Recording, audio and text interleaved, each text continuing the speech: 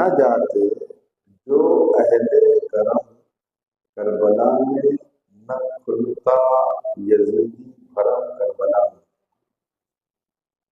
اگر سرکار مولانا نور نظر ہفتے میں کربلا نہیں جاتے، حالے حضور نہیں جاتے، تو لوگوں کو معلوم کیسے ہوتا ہے کہ یزید کون ہے؟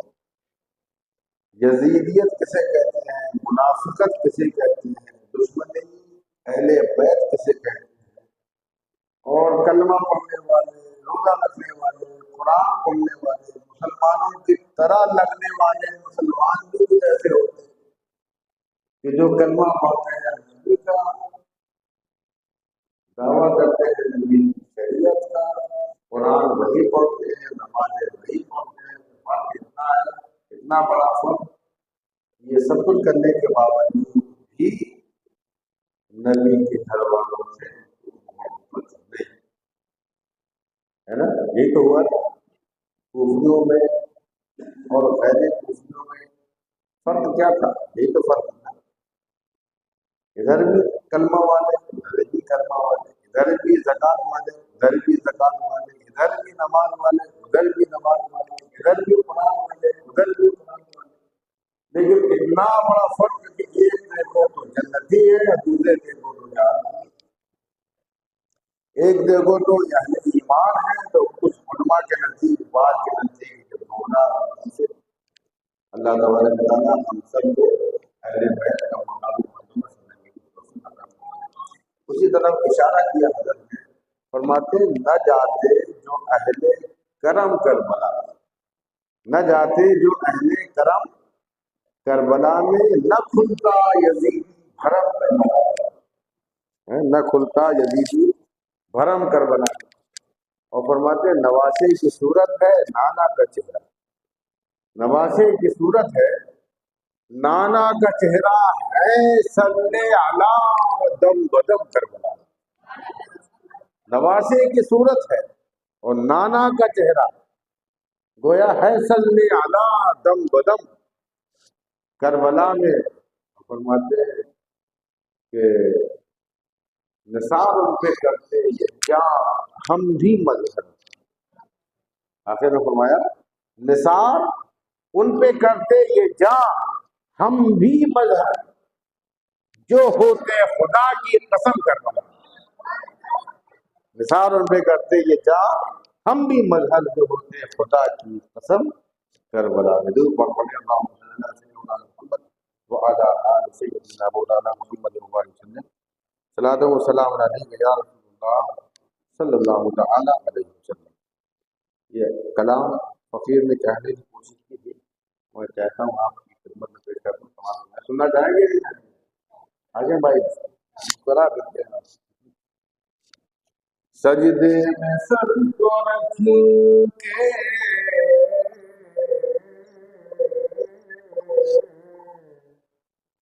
مصلی بچا لیا، سجدے میں سر کو رکھ کے مصلی بچا لیا، آقا حسین تم نے تو، آقا حسین تم نے تو کعبہ بچا لیا، آقا حسین تم نے تو کعبہ بچا لیا، سجدے میں سر کو رکھ کے مصلی بچا لیا۔ اور ارکان حج نماز اور روزہ اذان سب، ارکان حج نماز روزہ اذان سب، دیکھو دیکھو دیکھو نبی کی آل میں، دیکھو نبی کی آل میں کیا کیا بچا لیا، دیکھو نبی کی یاد نے کیا کیا بچا لیا، سجدے میں سر کو رکھ کے مصلا بچا لیا۔ اور ابن علی کے لال نے بیمار رہ کے بھی، حضرت امام زین العابدین رضی اللہ تعالیٰ عنہ بیان کیے کہ ابن علی کے لال نے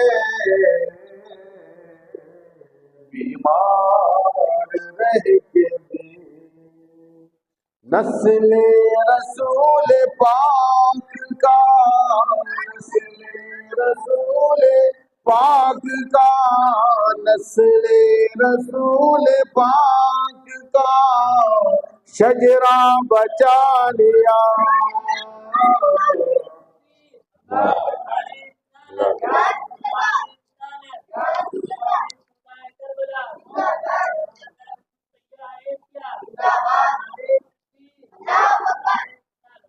نسل رسول پاک کا شجرہ بچا لیا،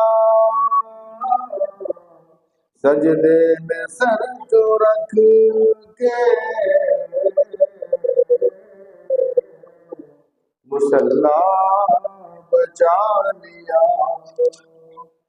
اور آل نبی کے خیمے جل گئے ہیں نا، آل نبی کے کربلا والوں کے خیمے آخر میں جلا دیے نا، تو انہوں نے وہ شعر کو سن لیا اور اس واقعے کو یاد رکھیے اور شعر سنیے کہ آل نبی کے جل گئے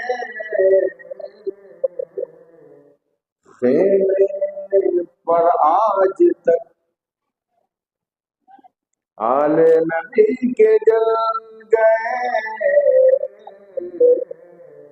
خیمے پر آج تک، کس طرح رب نے دین کا، کس طرح رب نے دین کا خیمہ بچا لیا، کس طرح رب نے دین کا خیمہ بچا لیا۔ آقا حسین تو نے تو کعبہ بچا لیا، گرتے سنبھلتے دے گئے قربانیاں حسین، گرتے سنبھلتے دے گئے قربانیاں حسین، پر اسلام کے ستون کو،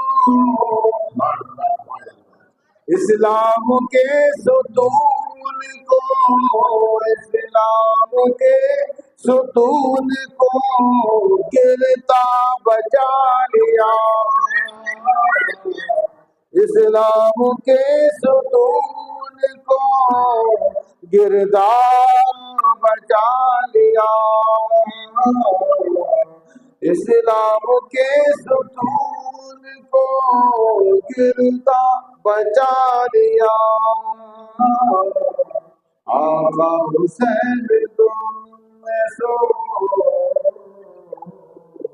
کعبہ بچا لیا۔ اشعار تو بھی اور وقت زیادہ لگ جائے گا، مقطع ہے راشد تو سب کو چھوڑ پکڑ دامن حسین، راشد تو سب کو چھوڑ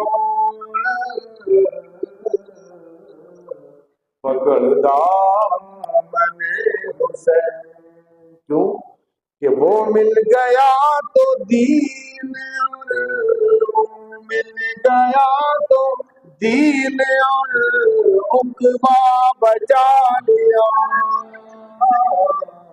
وہ مل گیا تو دین اور اخوا بچا لیا، سجدے میں سر کو رکھ کے مصلا بچا لیا۔ درود پاک پڑھیں، اللہم صلی علی سیدنا شفیعنا مولانا محمد وعلی آل سیدنا مولانا محمد وبارک وسلم۔ صلاۃ و سلام علیک یا رسول اللہ، صلاۃ و سلام علیک یا نبی اللہ صلی اللہ علیہ وسلم۔ عزیزان گرامی، قرآن سارا کے سارا اللہ کا ہے نا۔ جب قرآن کا ہر لفظ،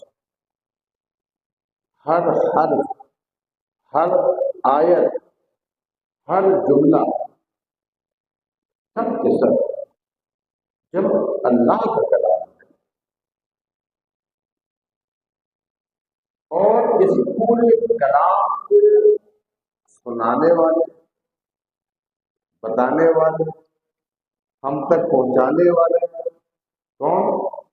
حضور جناب محمد رسول اللہ صلی اللہ علیہ وسلم۔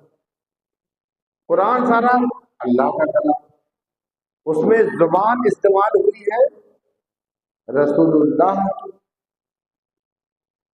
تو بھائی جب پورا کلام اللہ کا ہے تو کلام کا ایک ایک حرف، ایک ایک لفظ اللہ کا کلام، اور ادا کرنے والی زبان ہے مصطفیٰ۔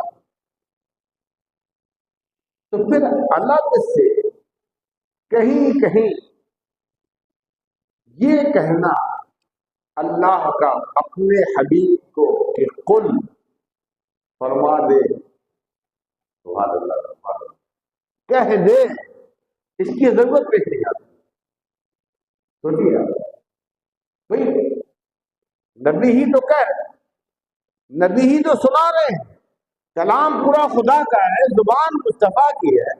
جب پورا کلام الہی زبان مصطفیٰ سے ظاہر ہوا، صادر ہوا، تو الگ سے پھر اللہ کا اپنے حبیب سے کہنا کہ قل، حبیب فرما دو، حبیب بتا دو، اس کی ضرورت پیش نہیں آتی۔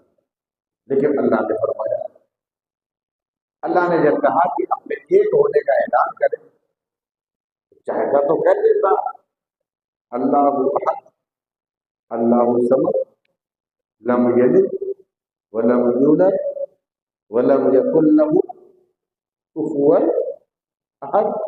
یہ پوری صورت جو ہے اللہ کی توحید پر، اللہ ایک ہے، اللہ بے نیاز ہے، لم یلد، نہ اس نے کسی کو جنا، ولم یولد، نہ وہ جنا گیا، جیسے ہم آپ جنے جاتے ہیں، ولم یکن لہ کفوا احد، اس کا کوئی ہمسر برابر ساتھی نہیں۔ یہ پوری توحید جو اللہ نے اپنے بارے میں بیان کی، تو خدا کا فرمان ہے، زبان مصطفیٰ کی ہے، تو پھر یہ قل کہنے کی ضرورت کیا اپنی ساتھ ہے؟ اور اللہ نے اپنی توحید بھی بیان کی، اپنا بھی پتہ بتایا، تو نبی کی زبان سے ہی کہا، لیکن کہے کہ حبیب آپ فرما دو، حبیب آپ سنا دو۔ گویا ہم آپ کو اللہ تبارک و تعالیٰ ایک پیغام دینا چاہتا ہے، ایک میسج دینا چاہتا ہے کہ بندے ذرا دیکھ، ذرا سوچ کہ میں چاہتا تو بغیر زبان مصطفیٰ کے کلام کر لیتا، میں چاہتا تو میں بغیر کسی واسطے کے تم تک اپنی باتیں پہنچا دیتا، لیکن ذرا دیکھ میری سنت کیا ہے، ذرا دیکھ خدا کی سنت کیا ہے۔ اللہ نے اپنی سنت، اللہ نے اپنا طریقہ بتایا، اور یہ کہہ کے بتایا کہ ذرا دیکھ، میں چاہتا تو ڈائریکٹ کلام کر سکتا تھا، لیکن میں نے کلام ڈائریکٹ نہ کر کے اپنی بھی بات بتانا چاہی، تو زبان مصطفیٰ کے ذریعے سے بتائی، تاکہ لوگوں کو پتہ چل جائے کہ جب میں رب ہو کر، جب میں خدا ہو کر تم سے جب کلام کرنا چاہتا ہوں تو بغیر واسطہ رسول کے تم سے کلام نہیں کرتا. تم مخلوق ہو کر بغیر واسطہ رسول کے مجھ سے کلام کیسے کرتا؟ بغیر رسول کے تم مجھ سے کیسے کلام کر سکتے ہو جب میں خدا ہو کر بغیر رسول کے واسطے تم سے بات نہیں کرتا؟ تو یہ خود آیت کریمہ میں لفظ قل یہ خود ایک وسیلہ اور آپ کے توسل کے لیے ایک بہترین دلیل ہے. وسیلہ خود اس سے ثابت ہو جاتا ہے. اللہ تبارک و تعالیٰ ہم سب کو وسیلہ سمجھنے کی توفیق عطا فرمائے, ذریعہ سمجھنے کی توفیق عطا فرمائے. اللہ اکبر. اور اس میں ایک اور بڑی لطیف بات ہے. ایک لطیف بات یہ بھی ہے کہ رب تبارک و تعالیٰ اگر ڈائریکٹ کلام کرتا تو معلوم ہے کتنا فرق پڑ جاتا. اللہ سے پوچھو مولا تو جانتا تو ہم سے کلام کرے, تو ہر چیز پر قادر ہے, کسی بھی بندے سے کلام کر لیتا. تو اللہ کے در سے جواب ملے گا میں ہر ایک سے کلام نہیں کرتا. میں ہر ایک سے کلام نہیں کرتا کیونکہ میں اگر کسی سے کلام کر لوں تو وہ تو رسول ہو جائے. سبحان اللہ سبحان اللہ. میں اگر کلام کر لوں گا تو وہ رسول یا نبی ہو جائے گا. تو میں ایسے سب سے کلام نہیں کرتا. جب میں کلام کرتا ہوں تو سامنے کوئی نبی ہوتا ہے یا کوئی رسول ہوتا ہے. اللہ تبارک و تعالیٰ ہم سب کو مقام نبوت سمجھنے کی توفیق عطا فرمائے. رسول کا اور اپنے پیارے محبوب کا مقام و مرتبہ ہمیں سمجھنے کی توفیق عطا فرمائے. سیدنا مولانا محمد وعلی آل سیدنا مولانا محمد مبارک وسلم. صلاۃ و سلام علیک یا رسول اللہ, صلاۃ و سلام علیک یا نبی اللہ صلی اللہ تعالی وسلم. تو خدا نے فرمایا ہے, اللہ نے فرمایا ہے کیا, قل لا اسألکم علیہ اجرا.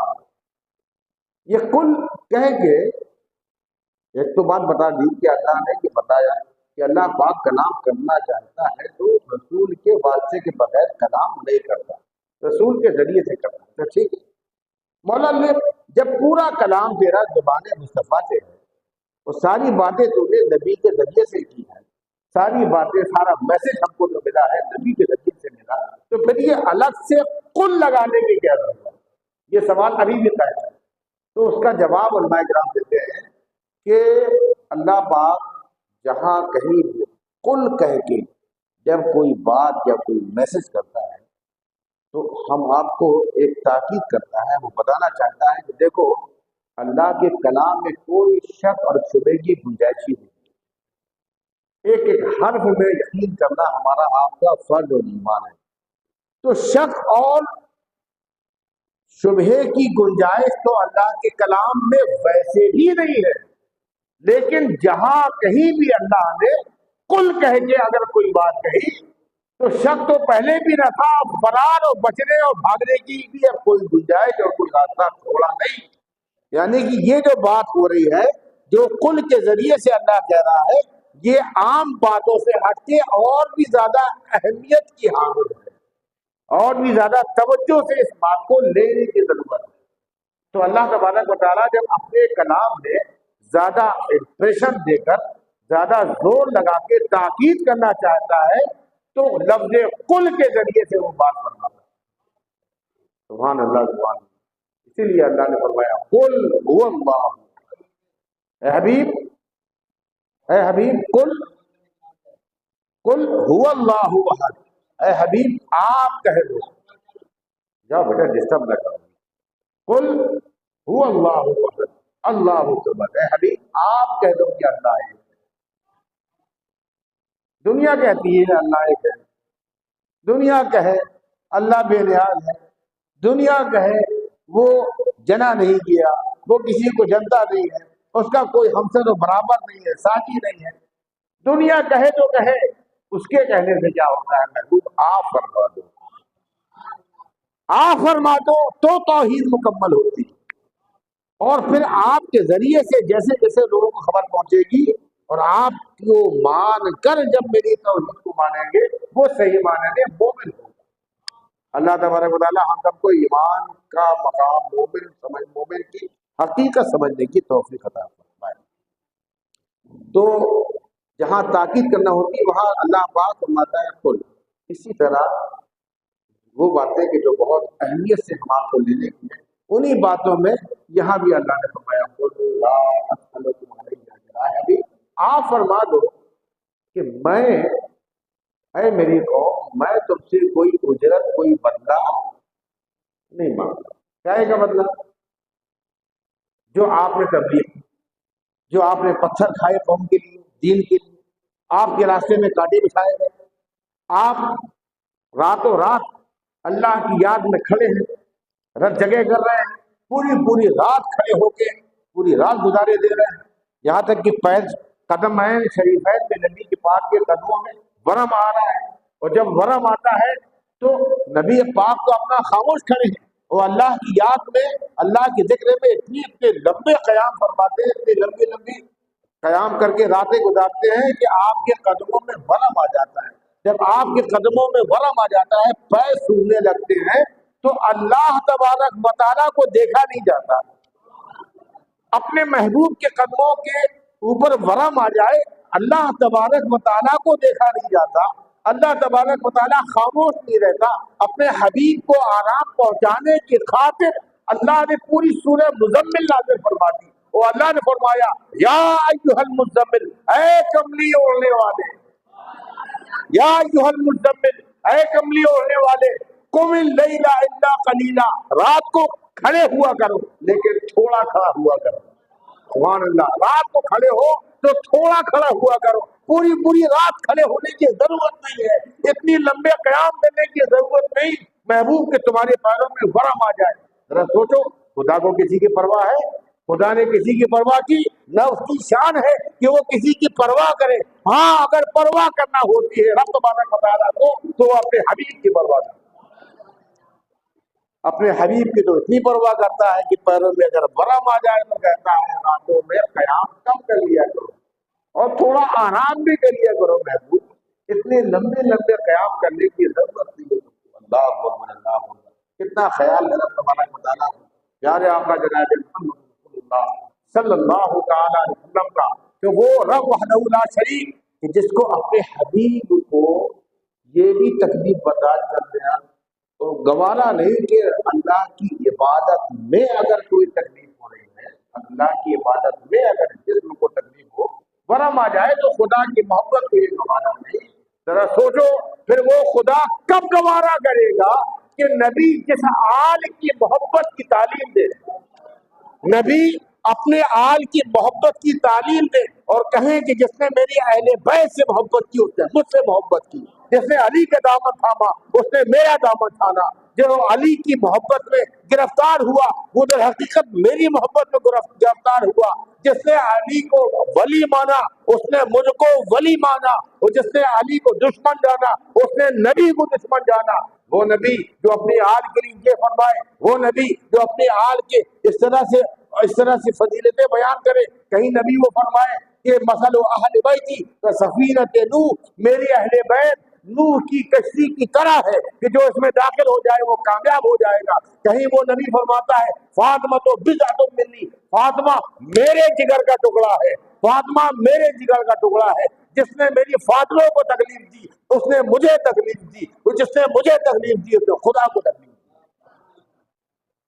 تو وہ نبی جو اپنے آل کے بارے میں ایسا فرمائے، جو کہے کہ میری آل کا خیال رکھنا، اور جو نبی سے اللہ کہلائے، جس نبی سے اللہ کہلوائے وہ کیا کہلوائے؟ وہ یہی قل، اے حبیب آپ کہہ دو، کیا کہہ دو؟ لا اسألکم علیہ اجرا، میں نے یہ جو ساری محنتیں قربانیاں دی، میں نے جو اسلام کے لیے قربانیاں کی، یہ جو تگ و دو کی، تمہاری تکلیف، تمہاری خاطر، دین کی خاطر میں نے تکلیفیں برداشت کی، اس ساری محنتوں اور کاوشوں اور کوششوں اور قربانیوں اور جہاد کا ثمرہ بدلہ میں تم سے اللہ کے کہنے پہ مانگتا ہوں، اپنے آپ نہیں مانگتا. نبی فرماتے اللہ نے فرمایا قل، اے حبیب آپ کہو، کیا کہو؟ لا اسألکم علیہ اجرا، میں اس کا بدلہ نہیں مانگتا. ہاں بدلہ مانگتا ہوں تو کیا مانگتا ہوں وہ سنیے. تم بدلہ دے بھی نہیں سکتے. تم چاہو کہ پیسہ دے دو اور بدلہ ہو جائے گا، کچھ نہیں ہوگا. تم چاہو کہ ہم کو جاگیریں دے دو، سلطانیت دے دو، تم کیا دو گے؟ میرے رب نے تو مجھ کو ویسی سلطان بنایا، میرے رب نے تو مجھ کو ویسی شہنشاہ بنایا، میرے رب نے تو پورے کائنات کا مجھ کو سلطان بنایا، میرے رب نے تو سارے نبیوں کا مجھے سردار بنایا، میرے رب نے تو میری خاطر پورے جہان کو پیدا کیا، تم کیا دو گے مجھے؟ سارے خزانوں کی کنجیاں تو میرے رب نے میرے ہاتھوں میں دے دی، جنت و دوزخ کا مالک اللہ نے مجھے بنا دیا، میں جسے چاہوں جنت میں داخل کروں، میں جسے چاہوں جہنم میں بھیجوں۔ اللہ نے مجھ کو وہ طاقت اور مجھ کو وہ پاور وہ اختیار دیا ہے۔ عالم مجھے اللہ نے مجھے عالم ما کان و یکون بنایا، جس چیز کا علم، جس چیز کی خبر جسے کسی کو نہیں ہے، وہ رب تبارک و تعالیٰ نے اپنے بندے سے مجھے ہر چیز کا علم عطا فرما دیا۔ تو جس رب نے اپنے حبیب کا اتنا خیال کیا ہو کہ ان کو ہر طرح سے مالا مال کر دیا ہو، ایسے بے مثال مختار نبی کو ہم کیا دیں گے؟ فقیر، ہم نہایت پہ، ہم بیکار، ہم اپاہج، ہم ویسے بھی دست نگر ہیں ان کی بارگاہ کے فقیر منگتے بھکاری، ہم کیا دیں گے ان کو؟ اسی لیے نبی نے فرمایا تم اس کا بدلہ کچھ نہیں دے سکتے، ہاں ایک چیز دے سکتے ہو، ایک چیز دے سکتے ہو، اور وہ بھی اس لیے کہ اللہ نے تم کو وہ دولت دی ہے، اور وہ دولت کس بات کی دی ہے؟ وہ دولت تم کو دی ہے اللہ نے دل کی دولت، سبحان اللہ، اللہ نے تم کو دل کی دولت دی ہے، اور دل میں محبتیں اترتی ہے، اور دل سے بندہ چاہتا ہے یا دشمنی کرتا ہے، تو مجھے اگر تم میرے کرم کے عوض، میری خدمت کے عوض، میرے جہاد کے عوض، میری تبلیغ کے عوض، میری خدمتوں کے عوض، اے میری قوم، اگر تم مجھے کچھ دنیا میں بدلہ دینا چاہتے ہو تو مجھے اور کچھ نہیں چاہیے، بس میں یہ چاہتا ہوں میری فاطمہ سے محبت کرنا، میرے حسن سے محبت کرنا، میری آل سے محبت کرنا، میرے گھر والوں کا احترام کرنا، میرے گھر والوں کا دامن تھامے رہنا، ان کا ادب احترام کرنا۔ اگر تم نے ان کا دامن تھام لیا، تم نے ان سے محبت کی، میں سمجھ لوں گا تم نے میری محنت، میری کاوش اور میری جہاد اور میری قربانیوں کا صلہ دنیا میں دیا۔ اللہ تبارک و تعالی ہم سب کو ہمیشہ آل رسول کا دست نگر بنایا رکھے، آل رسول کی بارگاہ میں ہم کو ہمیشہ ان کا غلام بنے رہنے کی ہمیں توفیق عطا فرمائے۔ تو آل رسول کی محبت، آل رسول کا دامن تھامنا، آل رسول سے پیار کرنا، ان کی محبت میں قربانیاں دینا، ان کی محبت، ان کی چاہت میں اپنا تن من دھن قربان کرنا، یہ عین نبی کی بھی خواہش ہے اور اللہ کی بھی مرضی ہے۔ اللہ نے، میں نے کل بھی بتایا تھا کہ اللہ جو کرتا ہے اپنی نبی کی خاطر کرتا ہے، اللہ جو چاہتا ہے وہ اپنے نبی کی خواہش کی خاطر چاہتا ہے، اس لیے آل رسول سے محبت کرنا یہ اللہ کو پسند ہے۔ اللہ تبارک و تعالیٰ ہم سب کو آل رسول کا دامن تھامے رہنے کی توفیق عطا فرمائے۔ وہ واقعہ بڑا مشہور ہے، خم غدیر کا واقعہ۔ حجۃ الوداع کے موقع پر حضور جناب محمد رسول اللہ صلی اللہ تعالی علیہ وسلم جب آپ لوٹ رہے تھے، آخری حج آپ نے فرما دیا، اور وہ آخری حج جو تھا وہ 1.25 صحابہ کرام تقریباً اتنی بڑی جماعت کے ساتھ جو حج ہوا، سب سے بڑی جماعت تھی۔ اس کے بعد آپ نے آخری خطبہ ارشاد فرمایا، سمجھے آپ، حجۃ الوداع اس کو کہتے ہیں۔ حجۃ الوداع کے موقع پر نبی پاک نے آخری خطبہ ارشاد فرمایا۔ تو ہوا یہ کہ ایک مقام آیا جس کو خم غدیر کہتے ہیں، اس علاقے میں سرکار دو عالم صلی اللہ تعالی وسلم نے پڑاؤ ڈال دیا، صحابہ کرام ساتھ میں، سمجھے آپ، اور سب کو کہا کہ بھائی یہاں منزل کریں گے، یہاں رکیں گے، منزل کر لی۔ جب سارے صحابہ کرام جمع ہو گئے اور پڑاؤ ڈال دیا گیا، اس کے بعد پیارے آقا حضور احمد مصطفیٰ محمد مصطفیٰ صلی اللہ تعالی علیہ وسلم ایک خطبہ، بڑا فصیح و بلیغ خطبہ ارشاد، وہ خطبہ آپ نے عربی میں دیا۔ اسی خطبے میں آپ فرماتے ہیں، کہتے ہیں میری قوم، هل تعلمون انی اولا بالمؤمنین من انفسهم، اے میری قوم کیا تم جانتے ہو، سب سے کہا، سب کو مخاطب کیا، اور فرمایا کیا تم سب جانتے ہو کہ میں تم سب کی جانوں سے زیادہ قریب ہوں، انی اولا بالمؤمنین من انفسهم۔ پھر آگے فرمایا هل تشهدون انی اولا بالمؤمنین من انفسهم، کیا تم گواہی دیتے ہو اس بات کی کہ میں تمہاری سب کی جانوں سے زیادہ قریب تر ہوں. کیا سب گواہی دیتے ہو؟ سارے صحابہ کرام 1,24,000 صحابہ کرام نے کہا بھلا یا رسول اللہ، کیوں نہیں ہے، ہم گواہی دیتے ہیں. ہم گواہی دیتے ہیں کہ آپ ہماری سب کی جانوں سے زیادہ قریب ہیں. ہم جانتے ہیں، ہم ایمان رکھتے ہیں اس بات کا کہ آپ ہم سب کی جانوں سے زیادہ قریب ہیں. ہم سب کی جانوں کے آپ ولی ہیں. سبحان اللہ. اچھا، اس سے پہلے سرکار فرما چکے. سرکار نے فرمایا تھا ترکت فیکم الثقلین، اے لوگوں میں تمہارے درمیان دو بھاری بھرکم بڑی اہم چیزیں چھوڑے جا رہا ہوں. اولہما کتاب اللہ، ان میں سے پہلی چیز اللہ کی کتاب. نبی پاک نے فرمایا اب میں ظاہری طور پر دنیا سے رخصت ہو رہا ہوں، لہذا پریشان مت ہوگا. تمہاری ہدایت کے لیے، تمہاری اصلاح کے لیے، تمہارے دین کی بقا کے لیے، تمہارے ایمان کی سلامتی کے لیے آقا نے فرمایا دو بھاری بھرکم چیزیں میں چھوڑے جا رہا ہوں. نمبر 1 اللہ کی کتاب. سمجھ میں آ گیا؟ وہ کتاب کیا ہے؟ اللہ نے سرکار نے فرمایا کتاب اللہ، اللہ کی کتاب. اور دوسری چیز کیا فرمایا؟ وَعِتْرَتِي أَهْلُ بَيْتِي، اور دوسری بھاری بھرکم چیز کیا ہے؟ میری اہل بیت. کیا مطلب؟ نبی پاک ہم کو آپ کو ذہن دے رہے ہیں کہ اگر اپنے ایمان کی سلامتی چاہتے ہو، اگر اپنے عقیدے کی سلامتی چاہتے ہو، اگر تم چاہتے ہو کہ اللہ کی نگاہ میں ہم مقبول ہو جائیں، اور اگر تم چاہتے ہو کہ ہم گمراہ نہ ہوں، تو خبردار میں دو چیزیں تمہارے درمیان چھوڑے جاتا ہوں. نمبر 1 کتاب اللہ، گویا اشارہ کیا نبی پاک نے کہ نمبر 1 ہے شریعت، کہ جس شریعت میں قرآن پورا آ گیا، حدیث پوری آ گئی. اور نمبر 2 ہے اہل بیت، میرے گھر والے. ان دونوں کو جب مضبوطی سے تھامے رہو گے کبھی گمراہ نہیں ہوگے. سمجھ رہے ہیں؟ دونوں چیزوں کو. کیوں؟ وہ فصیل فرماتے ہیں اس کی وجہ ہے قرآن میں کیا ہے؟ قانون ہے. قرآن ہے تھیوریکل. قرآن کیا ہے؟ تھیوری، قانون کی بھری کتاب. بھئی قانون ہے ٹھیک ہے، لیکن اس کا کوئی پریکٹیکل بھی ہونا چاہیے کہ نہیں ہونا چاہیے؟ سبحان اللہ سبحان اللہ. پریکٹیکل ہونا چاہیے کہ نہیں؟ جب تک پریکٹیکل سامنے نہیں آئے گا تو آپ کیسے عمل کرو گے؟ بھائی ایک صاحب ہیں ڈاکٹر بن گئے، ٹھیک ہے، ڈاکٹروں کی ڈاکٹری کرنے میں ساری کتابیں پڑھ لی انہوں نے. اب پڑھنے کے بعد ان سے کہیے جاؤ دکان کھولو اور علاج کرو، کر پائے گا؟ بولیے کیوں؟ ہے نا؟ اتنا کمپلسری ہے پریکٹیکل، بغیر پریکٹیکل کے کچھ نہیں کر سکتا. قانون خالی پڑھ لینے سے کیا ہوتا ہے؟ آپ جائیے میڈیکل لائن میں جائیے تو آپ کو معلوم ہوگا جتنا پڑھاتے ہیں اس سے زیادہ پریکٹیکل کراتے ہیں. جب پریکٹیکل کرائیں گے، جب وہ ماہر ہو جائے گا تب اس کو سرٹیفکیٹ ملتا ہے، تب جا کے وہ دکان کھول پاتا ہے، تب جا کے وہ علاج کر پاتا ہے. تو ایک ہے قانون تھیوری اور دوسرا ہے پریکٹیکل.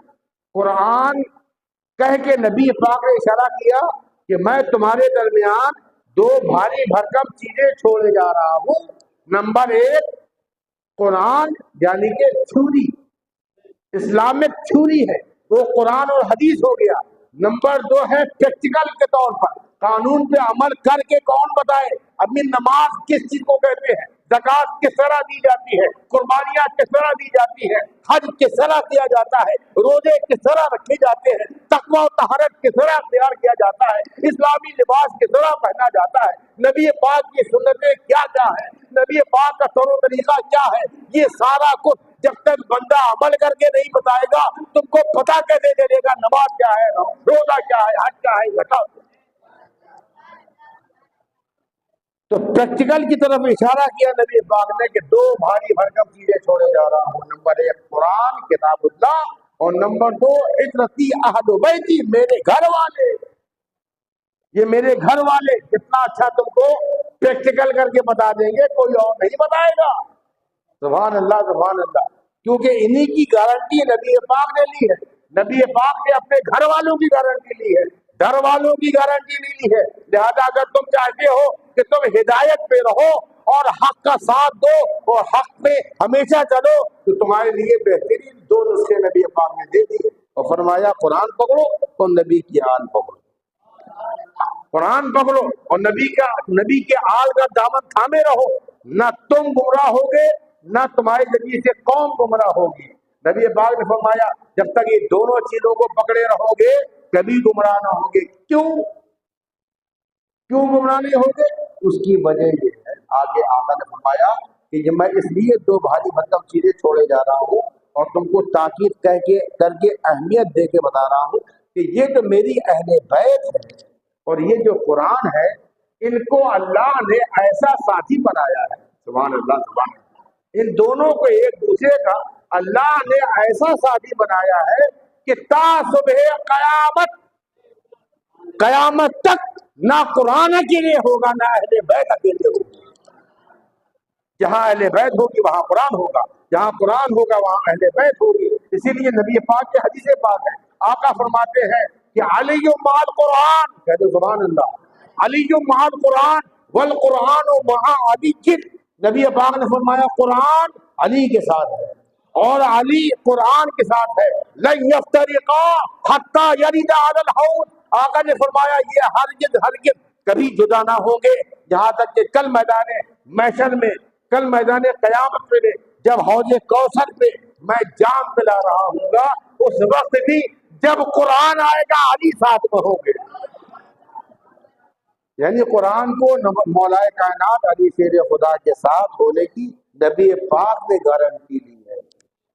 اللہ تبارک و تعالیٰ ہم سب کو والے پاک رسول کو مقام سمجھنے کی توفیق عطا فرمائے اور نبی پاک کے ارشاد کے مطابق ہمیں قرآن اور اہل بیت کا دامن تھامے رہنے کی ہمیشہ ضرور پاک پڑھیں۔ اللہم صلی علی سیدنا محمد وعلی آل سیدنا مولانا محمد وبارک وسلم۔ صلاۃ و سلام علیک یا رسول اللہ، صلاۃ و سلام علیک یا نبی اللہ صلی اللہ تعالی علیہ وسلم۔ حضور مولا کائنات علی شیر خدا رضی اللہ تعالی عنہ کی محبت اور حضور فاطمہ الزہرا رضی اللہ تعالی عنہ کی محبت اور ان کے بیٹوں کی محبت، یہ سب کے سب اہل بیت کی محبت ہے اور اللہ کے پیارے رسول کی محبت شامل ہے۔ کہنے کا مطلب یہ ہے کہ جب سرکار نے یہ اعلان فرما دیا، جب یہ ایک اعلان کر دیا کہ حل تعلمون انی اولا بالمؤمنین من انفسہم، کیا تم جانتے ہو کہ میں تم سب کی جانوں سے زیادہ قریب، تم سب کی جانوں کا ولی ہوں؟ سب نے کہا بلا یا رسول اللہ۔ پھر آپ نے فرمایا حل تشہدون انی اولا بالمؤمنین من انفسہم، کیا گواہی دیتے ہو اس بات کی کہ میں تم سب کی جانوں کا ولی ہوں؟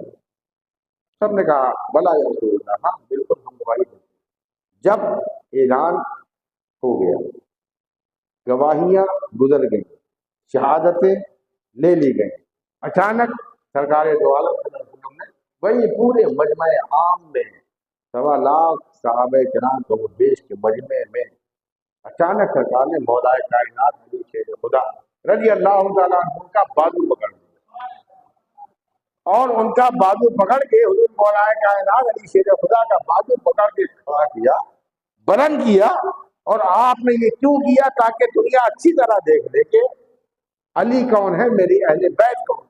سبحان اللہ۔ تو اعلان کرنے کے بعد، اپنی رسالت کا اعلان کرنے کے بعد اب باری آئی علی کی ولایت کے اعلان کی۔ مولا کائنات علی شیر خدا رضی اللہ تعالیٰ عنہ کے ولی ہونے اور ولایت کے اعلان کی باری آتی ہے۔ لہذا پیارے آقا نے آپ کا بازو پکڑا اور بازو پکڑنے کے بعد سب کو متوجہ کیا اور سب کو اٹینشن کرنے کے بعد آقا کائنات صلی اللہ علیہ وسلم فرمایا ان اللہ مولایا، سبحان اللہ سبحان اللہ، فرمایا ان اللہ مولایا وانا مولا لکل مؤمن، بے شک اللہ میرا مولا ہے۔ سبحان اللہ۔ آقا کائنات نے فرمایا ان اللہ مولایا، بے شک اللہ میرا مولا ہے، وانا مولا لکل مؤمن، اور میں تمام مومنوں کا مولا ہوں۔ سبحان اللہ۔ آقا نے فرمایا اور میں تمام مومنوں کا مولا ہوں۔ ان اللہ مولایا وانا کل مولا لکل مؤمن ومن کنت مولا، سبحان اللہ، فرمایا ومن کنت مولا فہذا علی المولا، فرمایا میں تمام مومنوں کا ولی ہوں، اللہ ہم سب کا ولی، اللہ میرا ولی ہے اور میں تمام مومنوں کا ولی ہوں. اور آقا نے فرمایا اور جس جس کا میں ولی ہوں اور جس جس کا میں مولا ہوں، جس جس کا میں مولا ہوں، جس جس کا میں ولی ہوں، فہذا علی المولا، تو یہ علی بھی اس کا ولی ہے. سبحان اللہ سبحان اللہ.